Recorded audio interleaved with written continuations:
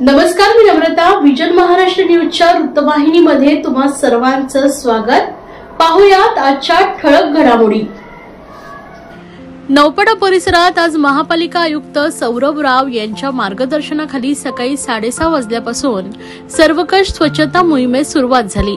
श्री कोपिनेश्वर मंदिर, भाजी मंडई परिसर, जांभळी नाका परिसर, स्टेशन रोड तसेच तलावपळी परिसरातील साफसफाई करून परिसर पाण्याने धुवून स्वच्छ करण्यात आलाय. भारतीय नववर्ष गुढीपाडव्याच्या पार्श्वभूमीवर स्वच्छता मोहीम राबवण्यात आली. या मोहिमेत सफाई कर्मचाऱ्यांसमवेत अतिरिक्त आयुक्त एक संदीप माळवी, उपायुक्त मुख्यालय जीजी गोदेपुरे, नौपाडा परिमंडळचे उपायुक्त शंकर पाटोळे, उपायुक्त अनघा कदम, उपनगर अभियंता विकास ढोले, शुभांगी केसवानी, सहाय्यक आयुक्त सोपान भाईक, वैद्यकीय आरोग्य अधिकारी डॉक्टर राणी शिंदे, मुख्य पर्यावरण अधिकारी मनीषा प्रधान यांच्यासह विविध विभागांचे विभाग प्रमुख, अधिकारी आणि कर्मचारी सहभागी झाले. महापालिका आयुक्त सौरभ राव यांच्या मार्गदर्शनाखाली झालेल्या मोहिमेत त्यांनी स्वतः हातात झाडू घेऊन अंतर्गत रस्त्यांची, गल्ल्यांची साफसफाई केली आहे. यावेळी कोपिनेश्वर मंदिर ते मराठी ग्रंथ संग्रहालय परिसराची पाहणी केली. या परिसरातील दुकानांच्या पाठी असलेल्या छोट्या गल्ल्यांची सफाई केली आहे. तसेच मुख्य रस्त्यांबरोबर अंतर्गत गल्ल्याही नियमित स्वच्छ करण्याचे आदेश संबंधितांना दिले आहेत. तसेच तलावपळी येथील सॅटिस पुलाच्या खाली असलेले राडा रोड त्वरित उचलण्याचे निर्देशही आयुक्तांनी यावेळी दिले आहेत. ठाणे लोकसभा सार्वत्रिक निवडणूक 2024च्या अनुषंगाने 25 ठाणे लोकसभा मतदारसंघांतर्गत 147 कोपरी पाचपकाडी विधानसभा मतदारसंघातील निवडणुकीच्या कामकाजासंदर्भात सेंट जॉन शाळेमध्ये सकाळी 11 वाजता क्षेत्रीय अधिकाऱ्यांसाठी मतदान यंत्र हाताळणी प्रशिक्षण पार पडलंय. हे प्रशिक्षण जिल्हाधिकारी ठाणे तथा जिल्हा निवडणूक अधिकारी अशोक शिनगारे यांच्या मार्गदर्शनाखाली निवडणूक निर्णय अधिकारी मनीषा जायभाई धुळे यांच्या निर्देशानुसार सहाय्यक निवडणूक निर्णय अधिकारी शीतल देशमुख यांच्या नियंत्रणाखाली आयोजित करण्यात आले होते. 25 ठाणे लोकसभा मतदारसंघाकरता 20 मे 2024 रोजी मतदान प्रक्रिया पार पडणार असून त्या पार्श्वभूमीवर विविध सरकारी, निमसरकारी आस्थापनांमधून निवडणुकीच्या कामकाजासाठी नेमण्यात आलेल्या क्षेत्रीय अधिकारी यांना control unit, ballot unit, VVPAT मशीनबाबतचं प्रशिक्षण देण्यात आलंय. तर आयोगाकडून सर्वांना मार्गदर्शन करण्यात आलंय. हे प्रशिक्षण 147 कोपरी पाचपकाडी विधानसभा मतदारसंघ निवडणूक कार्यालयात पार पडलंय. यावेळी निवडणूक आयोगाकडून प्राप्त निर्देशांबाबत सर्वांना माहिती देण्यात आली व मतदान यंत्र माहितीबाबतच्या पुस्तिका उपलब्ध करून देण्यात आल्या आहेत. ठाणे जिल्ह्यातलं मतदान हे 5व्या फेज मध्ये आहे. 20 तारखेला आपलं मतदान आहे. त्याची पूर्वतयारी म्हणून सर्वात महत्वाचा घटक जो आहे तर पोलिंग बूथवरचा जो स्टाफ आहे, majorly presiding officer, polling officer, या सगळ्यांचं प्रशिक्षण आज 25 ठाणेमध्ये सुरू आहे. आज 148 ठाणेमध्ये ते उद्या असेल. तर ते गडकरीला त्यांचं ट्रेनिंग आहे. आज आपल्या इकडे कोपरी पाचपकाडीसाठीचे इकडे ट्रेनिंग आज आपल्याकडे सुरू आहे. सकाळच्या सत्रामध्ये मोठ्या प्रमाणावर त्यांचं ट्रेनिंग, हँड्स ऑन, त्यांचा अवेअरनेस आज घेतला. त्याच्यानंतर प्रत्यक्ष मतदान केंद्रावरती त्यांचं सीलिंग कसं करायचं, फॉर्मॅट्स कुठले भरायचं, रिपोर्टिंग कसं करायचं, ह्याचं प्रात्यक्षिक आता क्लासरूमनी आहे. जसं आयोगाने सूचना दिली की एकत्रित ट्रेनिंगपेक्षा तुम्ही क्लासरूम ट्रेनिंगवरती भर द्या. तर क्लासरूम ट्रेनिंगमध्ये आम्ही आज प्रशिक्षण आयोजित केलेलं आहे आणि 25-30 टीम्समध्ये आम्ही त्यांना स्कॅटर करून आज व्यवस्थित ट्रेनिंग त्यांना दिलेलं आहे. तसंच ट्रेनिंग बेलापूर, ऐरोली, त्यानंतर मीरा भाईंदर, त्या वेगवेगळ्या एसी लेवलवरती पण आज ट्रेनिंग होत आहे. त्या ठिकाणी पण अशा स्वरूपाची तयारी चालू आहे. आणि मतदान प्रक्रियेमध्ये संपूर्ण स्टाफ हा प्रशिक्षित असावा. मतदानाच्या दिवशी कुठलीच चूक होऊ नये याच्यासाठी म्हणून आजचं प्रशिक्षण हे अत्यंत महत्वाचं आहे. दुसऱ्या टप्प्यामधलं प्रशिक्षण हे आमचं म्हणजे मतदान पोलिंग आपली मतपत्रिका फायनल झाल्यानंतर आपण ते करू. तर ते 12 तारखेला साधारणपणे त्याचं टेंटेटिव्हली नियोजन आहे. तर ते सेकंड प्रशिक्षण असेल आणि तिसरं प्रशिक्षण हे ज्या दिवशी पोलिंग पार्टी जातात त्या दिवशी असेल. असं 3 टप्प्यामध्ये आपण सर्व पोलिंग स्टाफचं प्रशिक्षण घेतो. हे ह्या पद्धतीने शासन म्हणजे जिल्हा डिस्ट्रिक्ट ऍडमिनिस्ट्रेशनची अशी तयारी जिल्हाधिकाऱ्यांच्या मार्गदर्शनाखाली सुरू आहे. महाराष्ट्र राज्याचे उपमुख्यमंत्री देवेंद्र फडणवीस यांनी श्रीकांत शिंदे हेच कल्याण मतदारसंघाचे उमेदवार असतील अशी घोषणा केली. आम्ही महायुतीतील सर्व घटक पक्ष त्यांच्या विजयासाठी पूर्ण ताकदीने प्रयत्न करणार आहोत असं त्यांनी म्हटलं आणि त्यानंतर ठाण्यातील युवा सेनेनं जल्लोष करत श्रीकांत शिंदे यांच्या उमेदवारीचे घोषणा झाल्यानंतर फटाकेबाजी करत व एकमेकांना फेडे भरवत हा जल्लोष साजरा केला आहे. गेल्या अनेक दिवसांपासून कल्याणच्या मतदारसंघावरून महायुतीमध्ये धुसफूस चालू होती. या जागेवर महायुतीतील भाजप आणि शिवसेना, शिंदे गट या दोन्ही पक्षांनी दावा सांगितला होता. भाजपचे आमदार गणपत गायकवाड यांनी तर श्रीकांत शिंदे यांच्या उमेदवारीला थेट विरोध केला होता। शिंदे यांना तिकीट दिलं तर कोणत्याही परिस्थितीत आम्ही त्यांचा प्रचार करणार नाही अशी भूमिका गायकवाड यांच्या समर्थकांनी घेतली होती।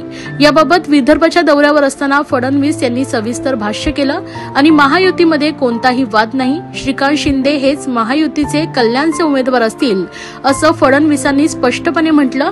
तर फडणवीसांच्या या घोषणेनंतर ठाण्यातील युवा सेनेनं जल्लोष साजरा केलाय। त्यांनी फटाक्यांची आतषबाजी करत एकमेकांना पेढे भरवत हा जल्लोष साजरा केलाय। पाहूया।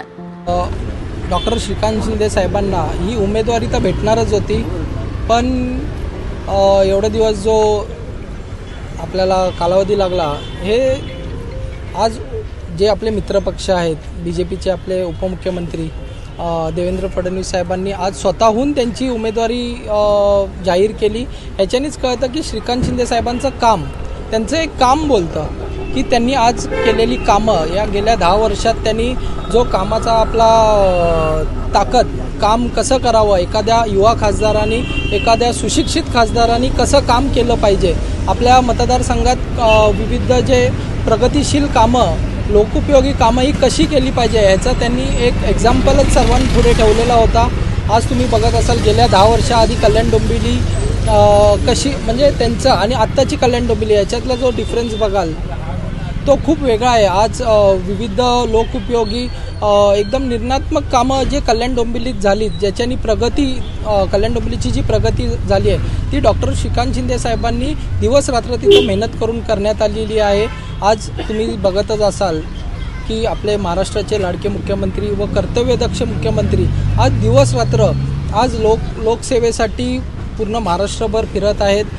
प्रत्येक या समाजातील, या महाराष्ट्रातील प्रत्येक समाज, प्रत्येक घटक, मग ते युवा असो, महिला असो, ज्येष्ठ असो, आपले जे कामगार संघटना असो, शेतकरी असो, या सगळ्यांसाठी आज दिवस रात्र हे काम करत आहेत। विविध लोकोपयोगी योजना आहे ते सातत्याने आणत आहेत। ह्याच्यानीच आज जो आपला पक्षाचा, साहेबांचा, महायुतीचा जो गाजावाजा आज इलेक्शनमध्ये तुम्ही बघतच असाल सगळीकडे, तर सगळीकडेच महायुतीची चर्चा आहे। त्यांचंच आज आपण बोलू शकतो तर एक्झिट पोलमध्ये तर मला वाटतं 48च्या 48 जागा हे महायुतीच पूर्णपणे निवडून येणार याची आम्हाला सर्वांनाच खात्री आहे। आणि दिल्लीत बघितलं तर सत्तेमध्ये मोदी साहेब, आपले पंतप्रधान मोदी साहेब हे 400पेक्षा जास्ती सीटा या दिल्लीत आणतील आणि सत्ता आपली स्थापन करतील। आणि श्रीकांतदादाबद्दल बोललं गेलंच, साहेबांबद्दल, डॉक्टर साहेबांबद्दल, तर ते आज कित्येक अशी जे लोकोपयोगी गोष्टी आहेत ते दिवस रात्र मेहनत करून जे केलेलं आहे त्याचाच कौल आज आपल्या मित्रपक्षांनी दिलेला आहे। स्वतःच्या पक्षाने उमेदवारी न जाहीर करता मित्रपक्षांनी केली, याच्यानेच त्यांचा आज जी ताकद आहे ती आज दिसून आली। या निवडणुकीमध्ये श्रीकांतदादा नुसते विजयीच नाही तर रेकॉर्ड ब्रेक मताधिक्याने विजयी होणार आहेत, याची आम्हाला सर्व युवा सैनिकांना, पूर्ण पक्षाला खात्री आहे। आणि असंच तयारी असणार, लोकसभेची तयारी ही एकदम ताकदीशीर आणि जोरातच करू। इलेक्शन हे इलेक्शनसारखंच लढलं जाईल। प्रत्येक आपल्या प्रभागातील, कल्याण डोंबिवलीतील प्रत्येक मतदारांपर्यंत पोचण्याचं काम हे पक्ष करत राहील। डॉक्टर साहेबांनी जी केलेली कामं आहेत हे तर दिवस रात्र लोक बघतच आहेत आणि त्याच कामांचा पोचपावती म्हणून जो डॉक्टर साहेबांवरचा विश्वास आहे तोच त्यांना भरघोस मतांनी निवडून देऊन दिल्लीत रवाना करणार आहेत। याच्या सर्व हीच खात्री आम्हा सर्व शिवसैनिकांना आहे की जो मतदार आहे, जी आपली जनता आहे, ही सदैव आपले मुख्यमंत्री एकनाथजी शिंदे साहेब आणि डॉक्टर श्रीकांतजी शिंदे साहेब यांच्या पाठीशी आहे आणि जास्तीत जास्त आपले जे काम आहेत ते आज आम्ही लोकांपर्यंत पोहोचवू। सर्व नागरिकांना आवाहन करण्यात येत आहे की सध्या डासांमार्फत पसरणाऱ्या डेंग्यू या आजाराचा प्रसार रोखण्यासाठी प्रत्येकाने पुढील प्रमाणे कार्यवाही करावी। डेंग्यू आजार एडिस इजिप्ती हा डास चावल्याने होतो। या डासांची पैदास साचलेल्या किंवा साचवलेल्या स्वच्छ पाण्यामध्ये होते।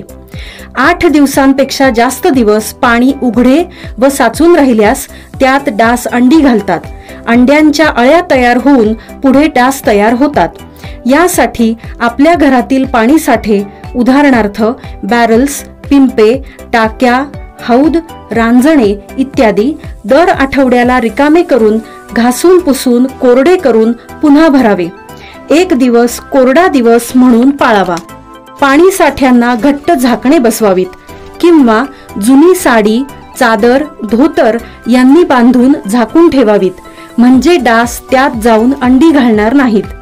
घराच्या गच्चीवर, आजूबाजूला, अंगणात कोठेही पाणी साचू देऊ नये. भंगार सामान उघड्यावर टाकू नये. उदाहरणार्थ टायर्स, प्लास्टिक सामान, कुंड्या, टाकाऊ वस्तू इत्यादी. अशा सामानात पावसाचे पाणी साठून त्यात डेंग्यूच्या डासांची पैदास होते. घरातील कूलर्स, फ्रीजच्या पाठीमागील ट्रे हे देखील वेळोवेळी कोरडे करावेत. लक्षात ठेवा, नुसत्या फवारणीने डास घनता कमी होत नाही, तर त्यासाठी डास पैदास ठिकाणे नष्ट करणे ही आपल्या सर्वांची जबाबदारी आहे. कोणताही ताप अंगावर न काढता जवळच्या शासकीय रुग्णालयात मोफत औषधोपचार घ्या. अशा प्रकारे नागरिकांनी सहकार्य केल्यास डेंग्यूचा प्रसार रोखणे सहज शक्य आहे. महायुतीच्या महामेळाव्याच्या माध्यमातून महाविजय मिळवायचा, उमेदवार जाहीर झाला नसतानाही जोरदार मेळावे होत आहेत, असं प्रतिपादन आमदार संजय केळकर यांनी केलंय. पंतप्रधान नरेंद्र मोदी यांच्या अबकी बार 400 पार संकल्प पूर्तीसाठी ठाणे लोकसभा अंतर्गत ओवळा माजिवडा विधानसभा मतदारसंघातील महायुतीचा मेळावा मंत्री दीपक केसरकर, आमदार संजय केळकर, अनेक पदाधिकारी व लोकप्रतिनिधींच्या प्रमुख उपस्थितीत ठाण्यातील काशीनाथ घाणेकर नाट्यगृहात मोठ्या उत्साहात पार पडला. त्यावेळी आमदार संजय केळकर बोलत होते. या मेळाव्याला शिवसेना, भाजपा, राष्ट्रवादी काँग्रेस पक्ष, रिपाई यांच्यासह महायुतीतील सर्व घटक पक्षांचे लोकप्रतिनिधी व पदाधिकारी उपस्थित होते. केंद्रातील आणि राज्यातील महायुती सरकारने घेतलेले जनहिताचे निर्णय, विविध कल्याणकारी योजना आणि त्यामुळे सर्वसामान्य जनतेच्या आयुष्यात घडलेला सकारात्मक बदल याविषयी प्रत्येक नागरिकांपर्यंत जाऊन संवाद साधण्याचा निर्धार यावेळी उपस्थित नेत्यांनी आपल्या भाषणातून व्यक्त केला आहे. आमदार संजय केळकर यांनी ही देश वाचवण्यासाठीची लढाई आहे.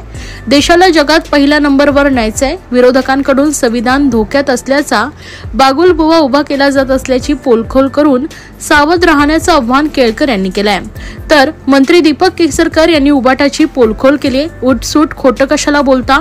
तुमच्या युवराजांचे कुठे कुठे संबंध आहेत ते जगजाहीर करू. तसेच मुख्यमंत्री पदासाठी तेव्हा तुम्ही काय काय केलं तेही लवकरच महाराष्ट्रासमोर आणणार आहोत, असा इशारा शिक्षण मंत्री दीपक केसरकर यांनी उद्धव ठाकरे यांचं नाव न घेता केलाय.